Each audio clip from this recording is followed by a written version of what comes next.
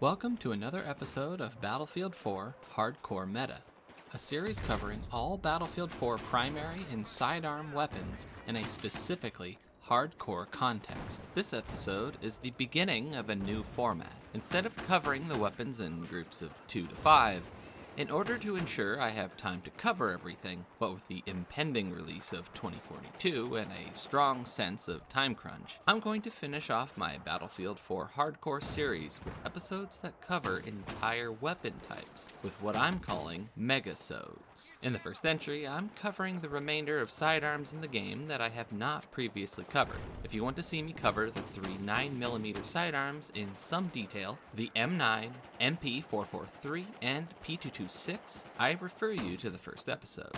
If I were to describe them in a single sentence, the 9mm pistols in BF4 are arguably the most intuitive and straightforward semi-auto pistols in BF4, that, with their lowest possible deploy time, result in serving the function of emergency backups very well. What that leaves for this episode is basically somewhat more specialized sidearms, for the most part ranging from close-range specialists to the longer-ranged 44s. Unlike previous episodes, I won't go over the weapons in as much detail, instead focusing on the most important stats, or stats that make the weapon unique.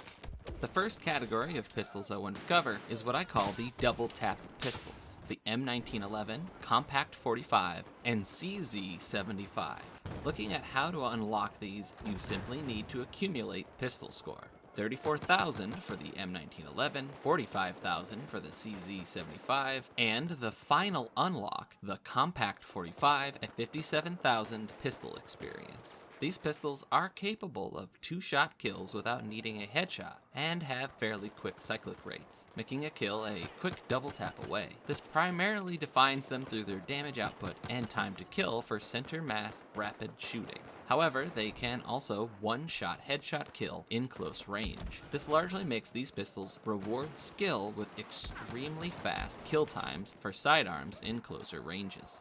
Let's look into the damage model for the M1911 and Compact 45 first, the two .45 caliber pistols. Out to 14 meters, these pistols achieve a 2-shot kill anywhere to the body. This can be extended to 17 meters with 2 unarmored chest shots. Out to 30 meters, achieves a 3-shot kill to the body, or 33 if you somehow manage 3 unarmored chest shots in a row, or if one of the shots is a headshot. Anything under 38 meters achieves a 4-shot kill with body shot. Out to 20 meters, these handguns can achieve a 1-shot headshot kill. At any distance the projectile is still flying, they can achieve a kill with 2 headshots or 5 shots anywhere to the body. The CZ75 has a unique damage model, the only pistol in the game to fire 40 Smith & Wesson. With this, it trades close-range damage for generally better, longer-range performance, balancing it out, resulting in more of a every pistol. It's only capable of a 2-shot kill to a target's unarmored chest out to 12 meters. Landing limb shots or chest shots on a target with the defensive field upgrade results in a 3-shot kill. However, a 3-shot kill is achievable out to 37 meters anywhere to the body, giving you 23% better range than the 45s for the same feat. And if you manage somehow 3 chest shots in a row, it'll net you a kill out to 41 meters. Its 1-shot headshot ability is a little shorter, however, at 17 meters.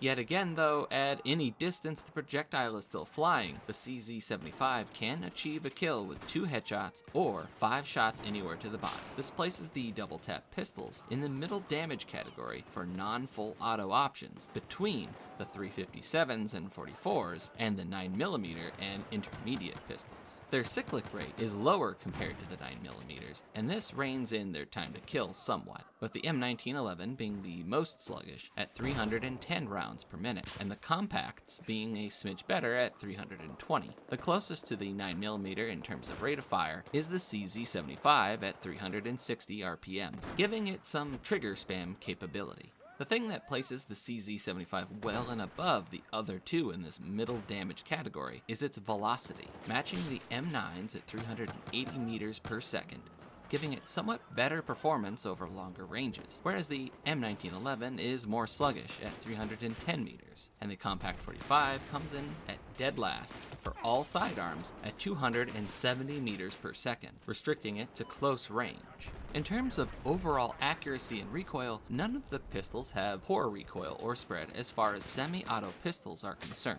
You shouldn't have any significant issue landing your shots on target. In fact, the M1911 comes with the best possible semi-auto pistol stationary initial accuracy and the best moving aimed accuracy of any sidearm in BF4. The Compact 45 is also slightly more accurate than your typical handgun, but this is a small difference that's overshadowed by its poor velocity. Bloom and Fade also are the standard for semi-auto pistols, so no surprises there.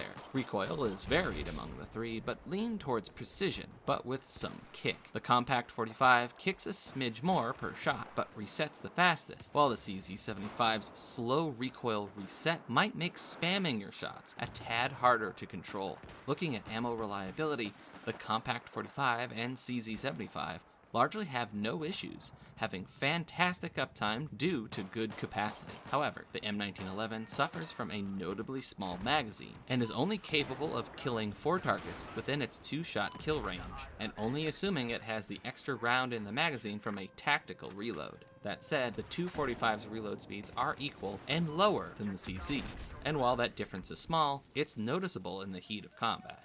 Probably one of the most important stats for a pistol is their deploy time, and this is a case where the Compact 45 and CZ75 match the 9mm in terms of speed at 600 milliseconds. The M1911 is a tad more sluggish at 650 milliseconds, resulting in the Compact and CZ being effectively fast draw pistols. Looking at these stats, particular roles start to come into focus. The CZ75 is an excellent all-rounder, being a good step away from the 9mm for something with superior damage in exchange for less rapid fire. That less rapid fire can make it a little more tricky to use in the heat of battle, when you find yourself needing to suddenly draw a pistol, but with some practice you can mitigate that. Also keep in mind the benefits of its 2-shot ability evaporates against the defensive perk.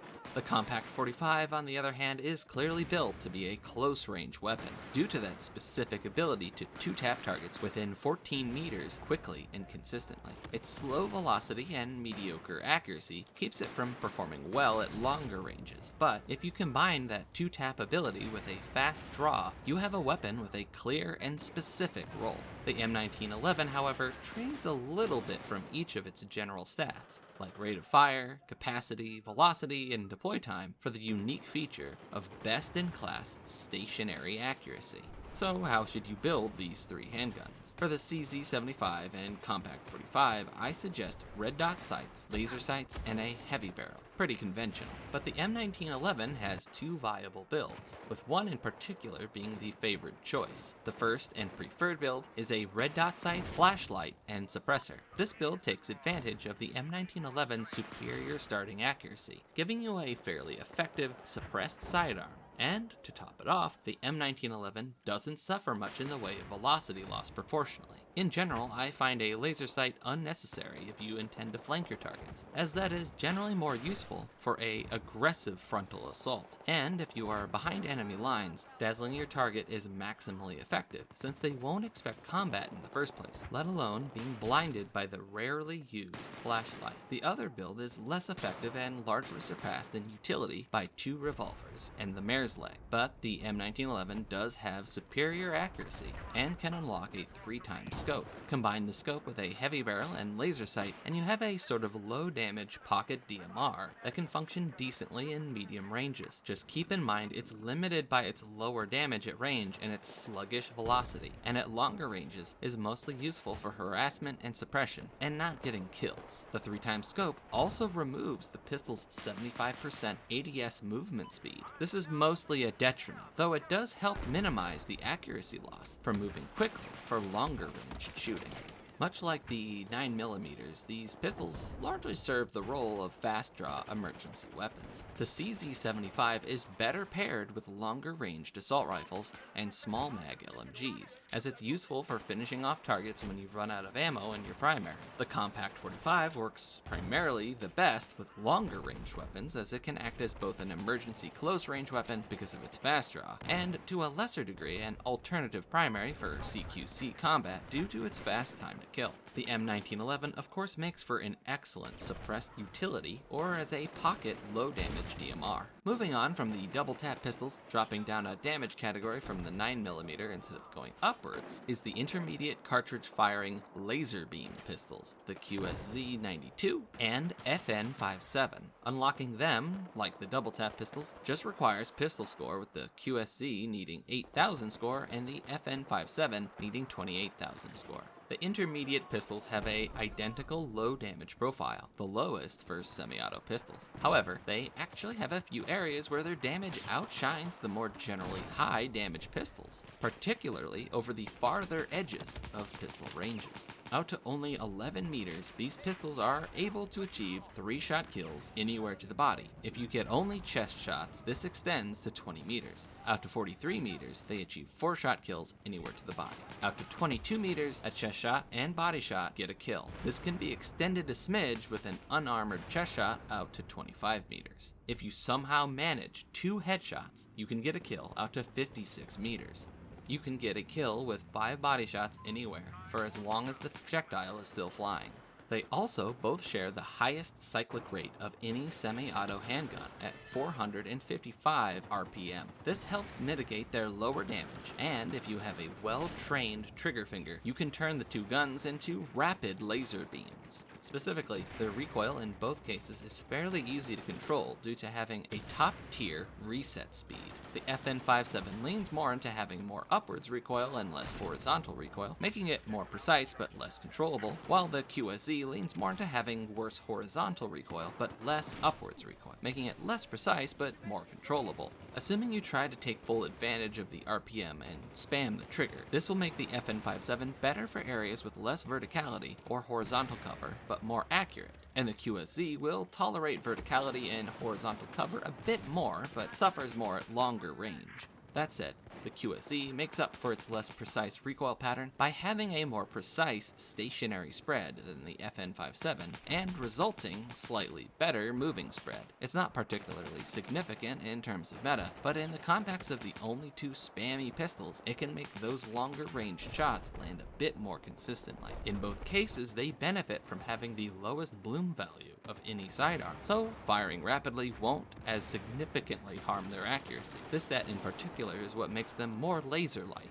However, while the QSZ is a little more precise compared to the FN57, its bullet velocity is on the weaker end of things, whereas the FN57 has the fastest semi-auto pistol bullet velocity in BF4, only beat by 3 of the revolvers. They both have excellent ammo reliability, stemming from large 20+1 round magazines and fast reloads, the FN57 barely beating out the QSZ for both tactical and empty. They are capable of getting 7 kills per magazine, assuming your targets are within the 3-shot range, the best kill capacity for pistols. Keep in mind, more often than most pistols, targets will be beyond that 3-shot range.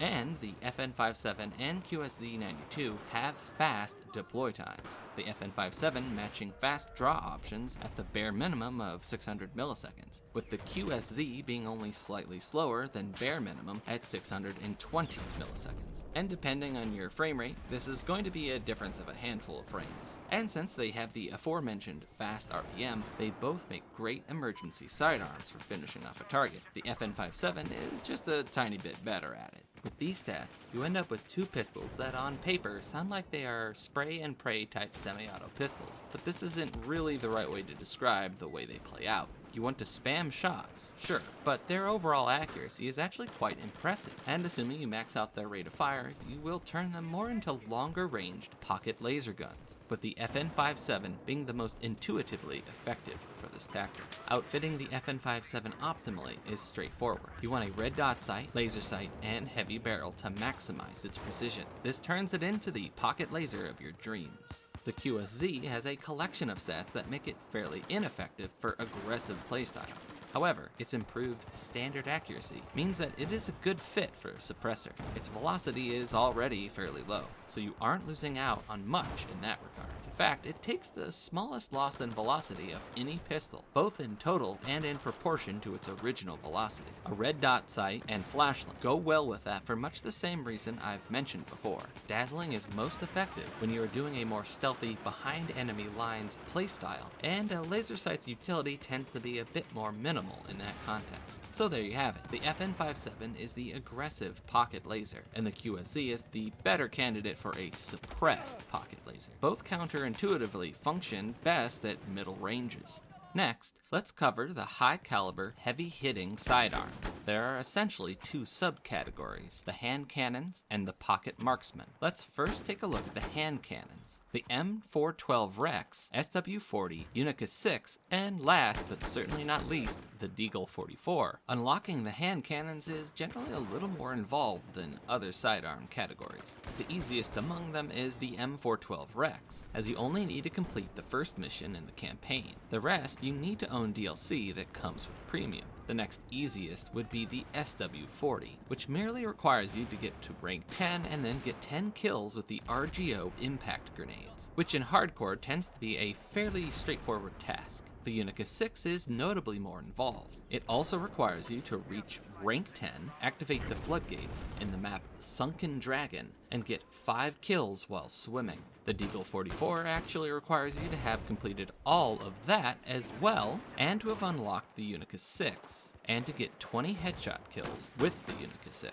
which can be a fairly frustrating task before you unlock the heavy barrel for the Unica 6, so don't expect to achieve it too quickly. Let's go over the damage model for these powerhouses. Looking at the stats, starting with the 357 Magnum revolvers, they can get a 2-shot kill all the way out to 33 meters, hitting anywhere to the body. This is more than double the 2 body shot kill range of the M1911 and Compact 45. Chest shots aren't particularly rewarding, only bumping up the 2-shot range to 35 meters. Out to 36 meters, they achieve a 1-shot headshot kill. The Deagle 44 has a better ranged performance, managing a 2-shot kill anywhere to the body out to 44 meters. Landing 2 chest shots boosts this to 47 meters. Again, not proportionally a notable difference. Out to 49 meters, the Deagle 44 achieves a 1 headshot kill. At any range, the projectile for any of the 4 is still flying. 3 shots anywhere to the body or a headshot plus a body shot will result in a kill. This places the hand cannons near the top in terms of per shot damage performance over range. And despite the hefty damage per shot, they aren't really serious in the RPM department. They are slower firing than most, but overall they are generally capable of taking mid-range targets between 15 and 30 meters down fairly swiftly as far as sidearms go. Only the Rex is perhaps a bit of a slow killer. These impressive damage output stats come with a number of catches, the most significant being that these sidearms have fairly terrible ammo reliability due to excessively long reload times and poor capacities. This makes it important to land shots when you do pull them out, and to avoid relying on them for more than a single kill, or maybe 2 if you are lucky or very accurate. The Deagle 44 is significantly better than all of the high caliber handguns in this respect, though it's certainly not an overall top performer when it comes to uptime. Almost every automatic pistol reloads in less than a second and a half, whereas the Deagle takes 2.75 seconds tactical and 3.2 seconds empty, roughly double that of the rest of the automatic pistols, making reload times hardly a key differentiating stat for the Deagle 44. Being an automatic, the Deagle is also the only hand cannon that uses magazine reloads. In general, you want to avoid the empty reload on the Deagle. Counting your shots can be a viable tactic. For the other hand cannons, there isn't any change in reload time between empty and tactical. You generally want to fire until empty to maximize your overall uptime and ammo efficiency. Don't mistake this as a means of completely resolving their ammo reliability woes. The fastest among them, the Rex, reloads a little slower than the Deagle empty, and the other 3 hover around the 4-second mark, the Unica 6 having the worst reload time of 4.1 seconds. The only sidearm that takes longer to reload is the Mare's leg, and it only takes longer if it's reloaded once completely empty. The 357 revolver options here all only have the standard 6 rounds you'd expect of a revolver. When you only have 6 shots and long reloads, each shot counts. Bullet velocity varies a decent bit. For the 357 revolver options, the velocity tends to be pretty solid, good enough at least that landing shots on moving targets is fairly doable at middle ranges the weapons are most useful for. The Unica in particular has a fast velocity, having the third best of any sidearm. Unfortunately, the same can't be said of the Deagle, as it falls well behind, being the third worst in this regard, which can make taking advantage of its longer range damage very difficult, especially on a moving target. The next major concern is the hand cannon's accuracy. A highly damaging hit is only worthwhile if you can actually land those hits. Fortunately, their initial accuracy tends to be fairly decent, making landing the first shot a reasonable prospect. The only exception is the SW40, which has a less impressive overall accuracy, and the Deagle, which actually has the worst moving aimed accuracy of any sidearm, and not by a small degree, making moving and shooting only a viable tactic within hip-fire ranges. That said, the SW40's accuracy can be reined in with a certain barrel, and the Deagle, when fired stationary, is a more reliable shot than most other sidearms. Meanwhile, the Unica is only a little worse than average if you move and shoot while aimed, and the Rex is actually one of the best for moving and shooting while aimed. Landing the second shot, of course, might be a bit of trouble. All four of the hand cannons have hefty bloom and recoil stats, the Deagle being by far the worst of the four, heavily contributing to making landing a second hit quickly unlikely at any kind of range.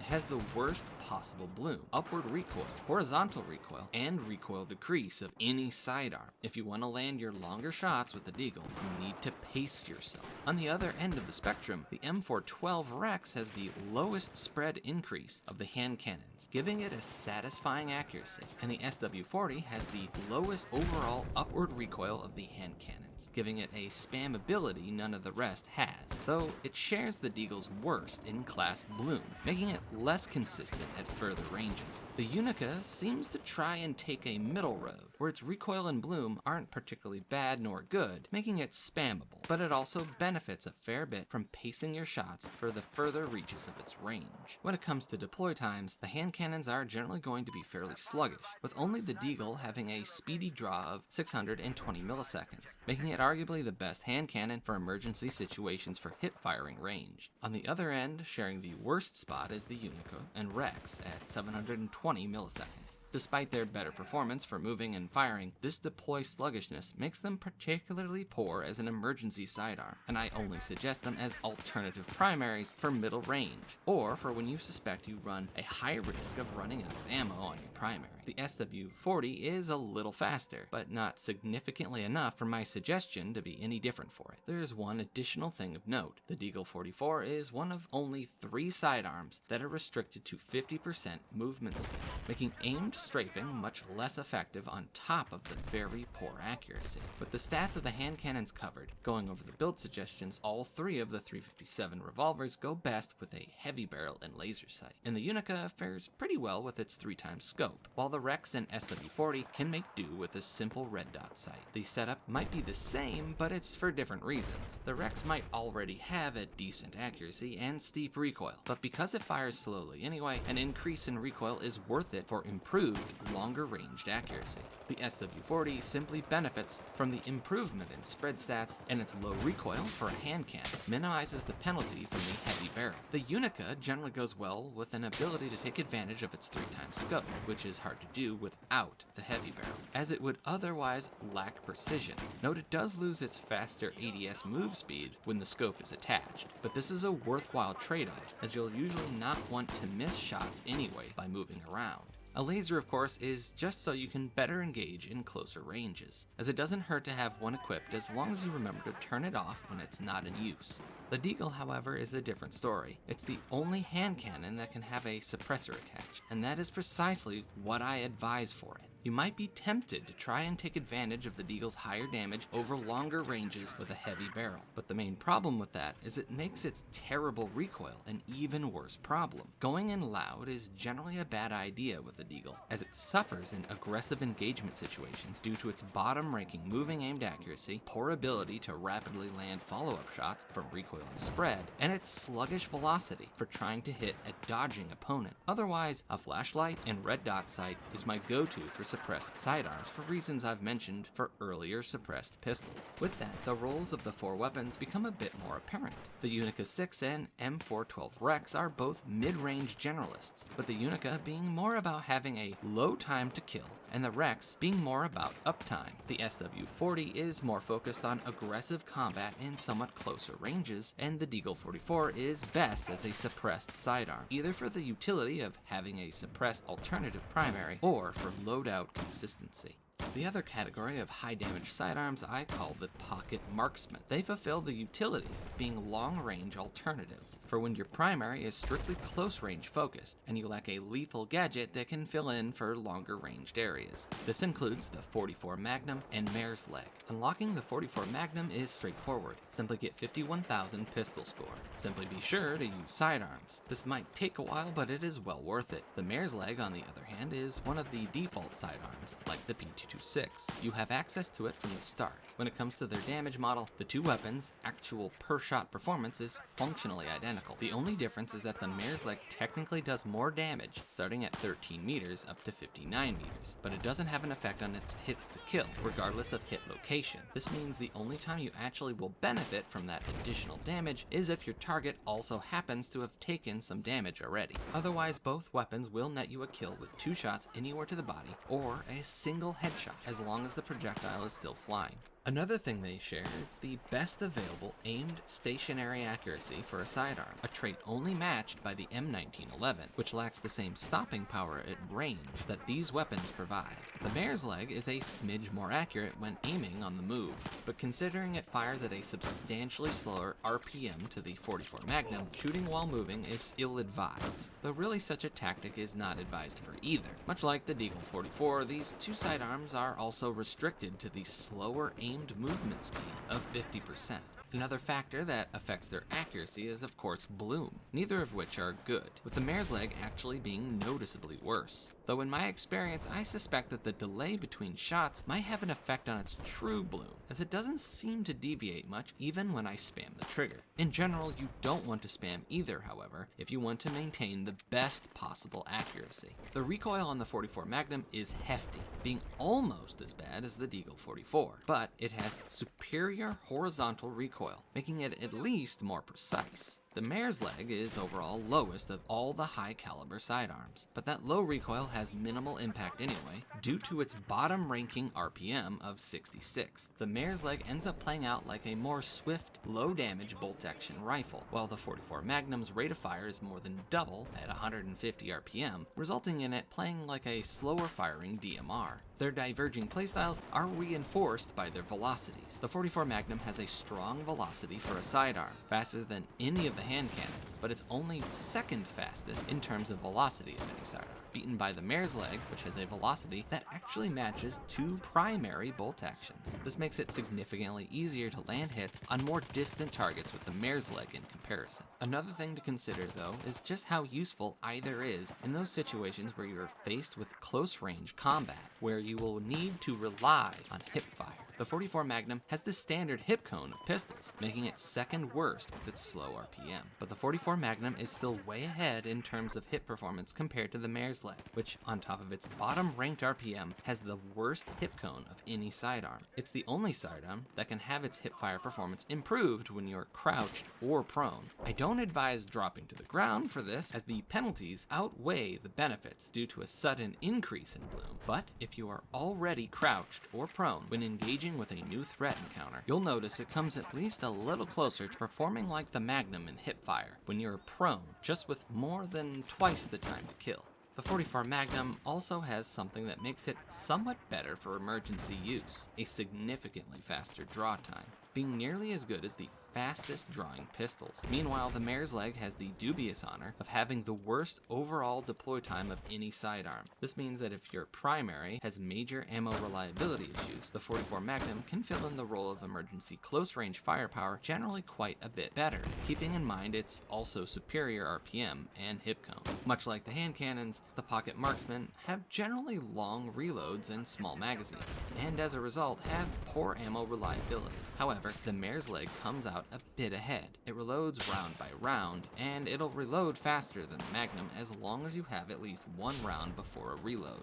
The Magnum's reload is more like the hand cannons in that it's the same regardless of how many shots you have remaining. You are generally better off firing all or at least most of the rounds in the Magnum before reloading. On the other hand, you should be consistently topping off the Mare's Leg to make sure it's ready to fire when you need it. The methodology of loading a single shot also comes with the benefit of never wasting ammo in hardcore, as no magazines are ever thrown away. With that, the build suggestions are fairly straightforward. You want to maximize these mini snipers' ability to get headshots at long range.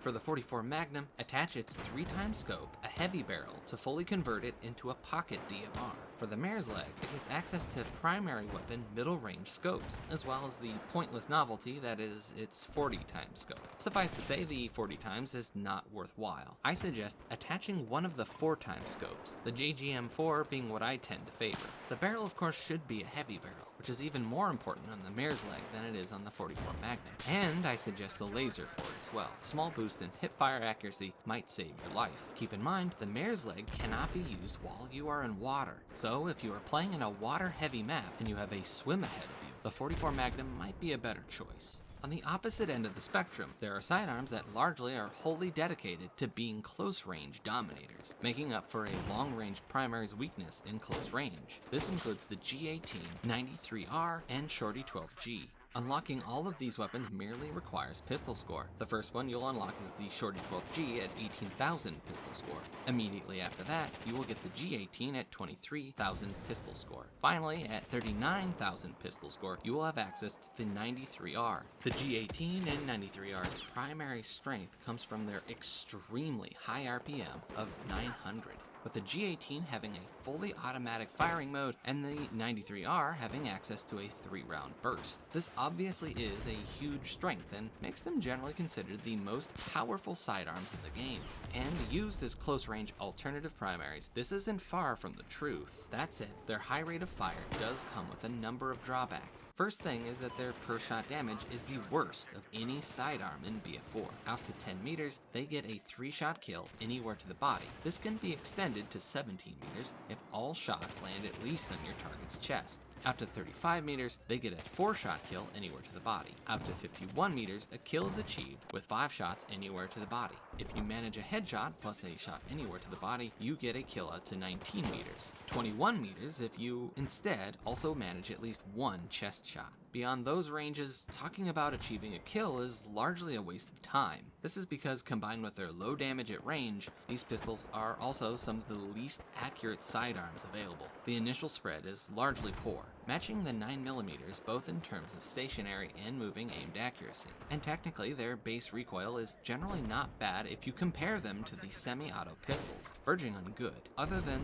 poor horizontal recoil, with the 93R being marginally more controllable and precise by this metric. Where things really go awry is when you look at the fact that these pistols, being fully automatic, have a recoil multiplier. If we were looking at a primary PDW, a value of 2 would be no big deal. But because these have pistol recoil values, this multiplier makes landing your second shot and beyond largely a roll of the dice with the G18, since the significant bloom will rapidly set in on your 3rd, 4th, and 5th shot. The 93R fortunately mitigates this issue by placing the multiplier on the final shot fired in a 3-round burst, contributing to a significantly more accurate weapon. But if you don't manage a kill with that first 3-round burst, the 93R will actually possibly perform worse than the G18 in more tense situations, as that multiplier will end up being applied every time you fire a burst, making the recoil pattern jumpy and inconsistent. If you do get the jump on a target and pace your bursts, you will generally find more success at middle ranges with the 93R over the G18.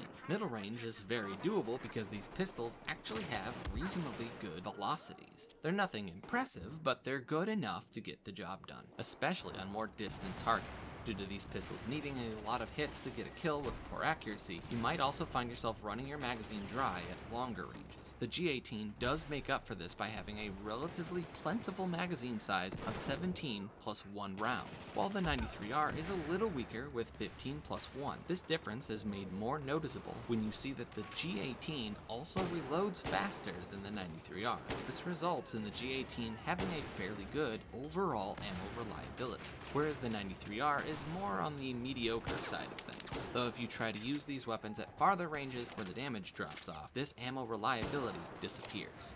I do find that in most situations where you are up against someone not using a close quarters dominating weapon, the G18 and 93R will usually make short work of threats getting just a bit too close for your liking. And if you do get the jump on a target at middling pistol ranges, more often than not you can take them out before they can react and return fire. The G18 doesn't make for the best emergency pistol like one might assume. This is mostly because the G18 has a poor deploy time. It's not as bad as the Mare's leg, but generally speaking, you want to pull the G18 out ahead of time when you suspect you'll be engaging at close range. The same applies to the 93R, though it perhaps gets a little more wiggle room, with its deploy time matching the SW40's, and it finds itself at the median. One additional stat to keep in mind is their hip fire. The G18 has the standard pistol moving hip fire, which is generally a strong value. The high cyclic rate, it ends up having the second best sidearm hipfire performance in the game. Second? That's right, the 93R has an improved hip cone, the only pistol as such. And this, added with its 900 round bursts, makes it statistically a stronger performer in hipfire than the G18.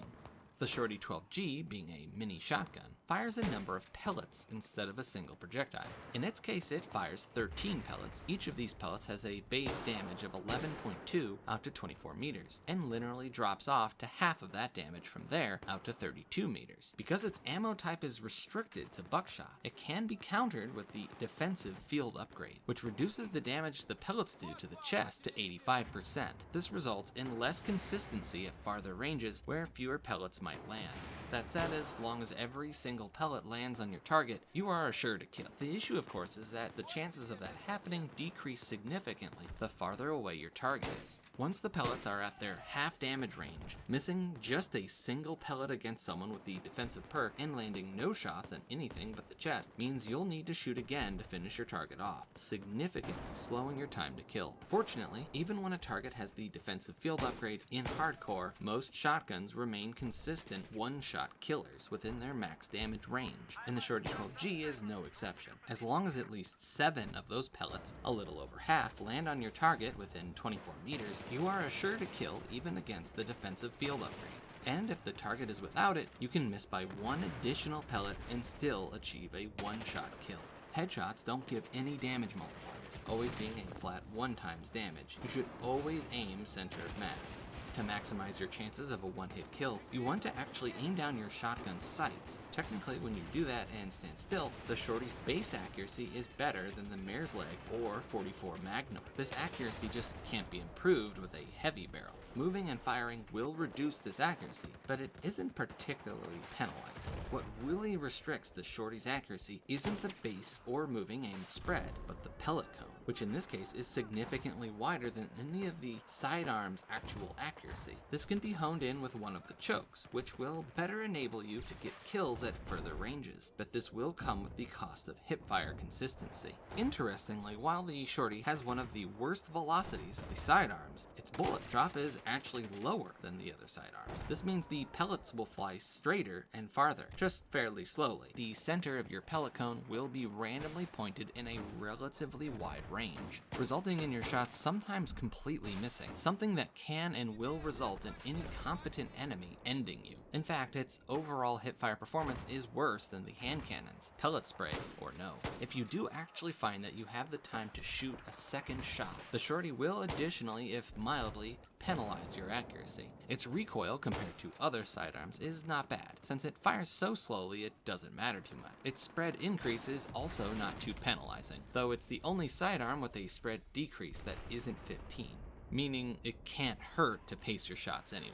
As far as firing rates go, the Shorty fires slower than the 44 Magnum, but faster than the Mare's leg. This is sluggish and means you need to be careful to land your shots. Missing can cost you dearly in terms of time to kill. You are essentially picking a slow-firing sidearm, like those, and trading long-range one-shot headshot kills for an all-or-nothing close-range kill. So with that, you can see the Shorty has the capability of one-shot killing enemies, assuming you take care to land your first shot, unlike the G18 and 93R, which generally require spray-and-pray tactics. Like the Mare's leg, the Shorty reloads a single shot at a time. Up to 3 shells can be loaded at a time, but this translates to the same kill capacity, and the Shorty reloads each shell faster than the Mare's leg loads each of its 44s, but really overall its ammo reliability is fairly poor. That said, you never need to worry about throwing away a magazine, making it good if you are an ammo conscious player who's not playing support. Compared to the G18 and 93R, you will suffer a lot of downtime with the Shorty though, something that can be risky in the close ranges it's best in.